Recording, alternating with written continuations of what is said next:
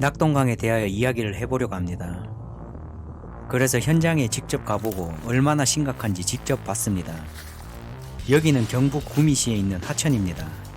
이 하천을 따라가면 낙동강과 만나죠. 영상으로 보면 악취가 얼마나 심각한지 모르실 겁니다. 너무 심해서 저는 구역질도 하고 비위가 약해서 구토도 했습니다. 하천의 수질이 이렇게 나쁩니다.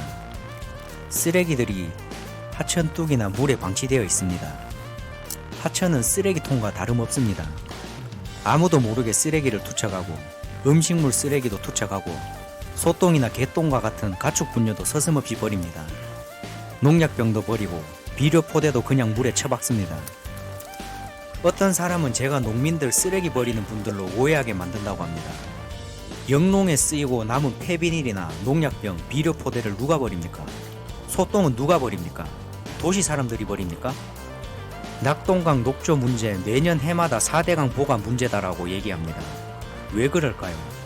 도대체 왜 그럴까요? 왜 그렇긴요? 정치적 이해관계 때문이겠죠. 녹조의 원인은 다들 아실 겁니다.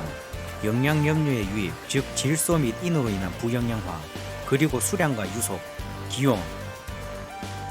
그래서 정부는 보를 개방했죠. 근데 어떻게 됐나요? 보를 개방하고 같은 수계 내에서도 수질 지표가 들쑥날쑥했죠. 그리고 보를 개방하고 녹조가 더 심해진 것도 있죠. 그럼 문제가 도대체 뭘까요? 누가 녹조를 하늘에서 뿌리나요? 정말 상식적으로 생각해 봅시다. 제가 지금까지 다녀본 농촌에서는 온갖 불법이 난무했습니다. 물론 안 그런 곳도 있어요. 지금까지 제 영상을 보신 분들은 다 아실 거예요. 축사들은 악취를 풍기고 있습니다. 가축 분뇨를 제때 제대로 처리하지 않는다는 것이죠. 가축 분뇨를 처리하는 과정에 경운기나 트럭에 싣고 다니는데 온 길바닥에 다 흘리고 다니죠. 그래서 어떤 농촌에 가면 바닥에 소똥이 흩어져 있어요. 지나가다가 흙이라고 잘못 밟으면 정말 큰일 납니다. 웬만하면 피해가세요. 그리고 축산 분뇨를 싣고 몰래 어딘가 방치해두죠. 방치 장소가 하필 수로 옆인 곳도 있습니다. 낙동강 근처에 방치하는 분도 있다고 합니다. 물론 제대로 처리하는 분도 계십니다. 그럼 그 축산 분뇨가 방치가 되면 비가 오면 물에 쓸려 내려가 축산 폐수가 되죠. 그 폐수는 낙동강으로 흘러가겠죠. 비가 안 온다 하더라도 축산 분뇨와 함께 공존하는 땅은 오염이 되겠죠. 다시 말하자면 산업 폐기물을 비롯해 사람들의 생활 하수나 쓰레기 투기, 축산 폐수 등 다양한 영양염류가 수로에 유입된다는 것이죠.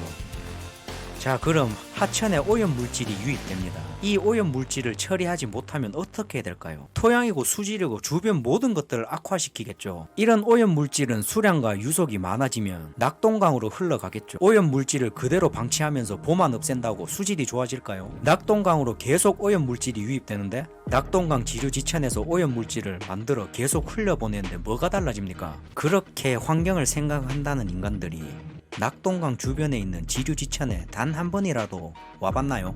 매번 문제가 되면 녹조가 심각한 낙동강 주변만 찾아다니면서 녹조물을 커피컵에 떠서 아이고 녹조 라떼네, 이거 마시면 죽어요, 독극물입니다. 이게 인간인가요? 녹조는 조류를 번성시킬 영양분이 필요합니다. 인과 질소 등이 대량으로 유입되면 녹조가 증식되는 것이죠. 이번에 K워터 안동권 지사에서 큰일을 했습니다. 친환경 가축분 퇴비를 개발했다고 합니다. 녹조 발생의 원인 물질인 가축분 비료에 함유된 인과 질소가 물에 녹지 못하도록 하는 처리제라고 합니다. 안동대학교 산학협력단에 따르면 친환경 퇴비 사용 시 녹조 원인 물질인 영양염료의 용출률이 30% 이상 저감되고 조류 발생량도 60% 이상 줄어드는 등 수질 개선에 긍정적 효과가 있는 것으로 나타났다고 합니다. 그리고 비료도 문제가 된다는 것을 아시나요? 하천 주변에 작물을 심는 사람들도 있습니다.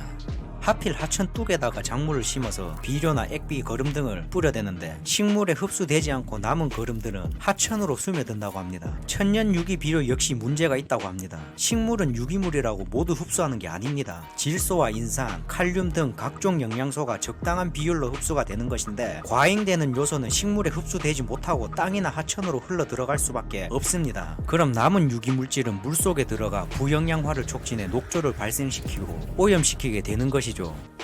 근데 정부, 환경부, 지자체는 도대체 뭘 하고 있나요?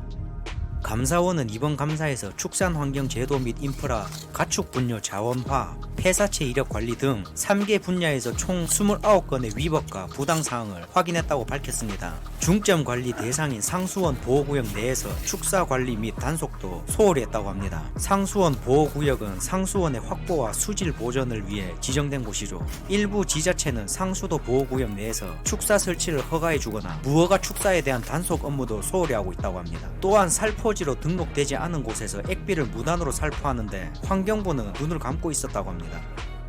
기준치 초과한 중금속을 함유한 액비에 대해서 처방서 발급 금지 등의 조치를 취해야 하는데 구체적 제한 규정이 없어 그대로 살포했다고 합니다. 이게 말이 됩니까? 문재인 정부의 행정기관은 이상할 정도로 정치적 이해관계에 휘말립니다. 휘말리다가 밀린다 싶으면 통계를 왜곡해 가당치도 않은 말을 억지로 끌어와 본인들의 주장이 유리하도록 만드는데 도사죠. 정말 환장할 일이죠. 정부가 왜 필요할까요? 환경부가 왜 필요할까요? 지자체가 왜 필요할까요?